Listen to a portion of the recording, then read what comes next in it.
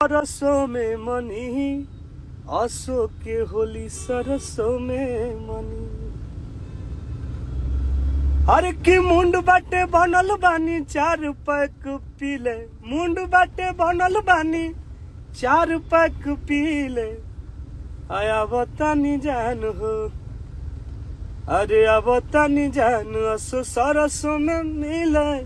आवतानी जान हम फगुआ में मिले, आवतानी जान हो।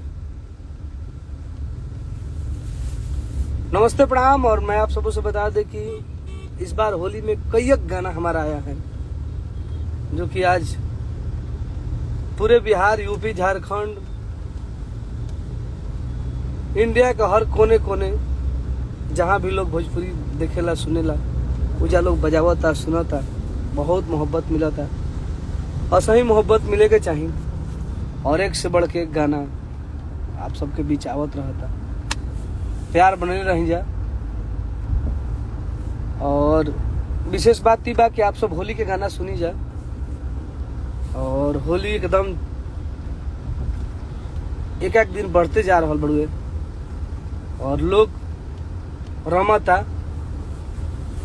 और होली के लहर, होली के हवा, फागुनी बयार बहे लागल।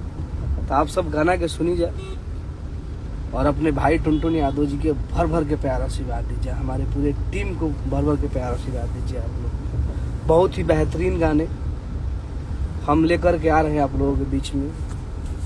कई सारे कंपनियों के साथ आए हैं और भी आने वाले हैं। बस आप लोग प्यार देना ना भूलें। बाकी तो जलवा बा तार लोग के भाई के, बस ऐसा ही प्यार देते रहो। अरे किया बतानी जान हम सरसों में मिले।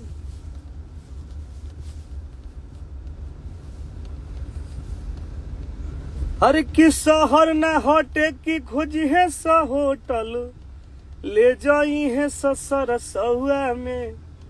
आय असली होली होला रे गोरखी, यूपी बिहार के गाँव में। टन टन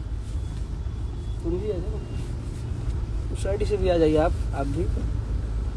टन टन ला भी गाना के प्यार आशीर्वाद मिला था मगह जिला में। अरे कि तू चल आहिर टोली मजाक खूबे आई तो आज तोरा लंका में शंखा फूकई तो। एक से बढ़ के एक गाना बेहतरीन बेहतरीन गाना आया हुआ है। जाता जे जाए दो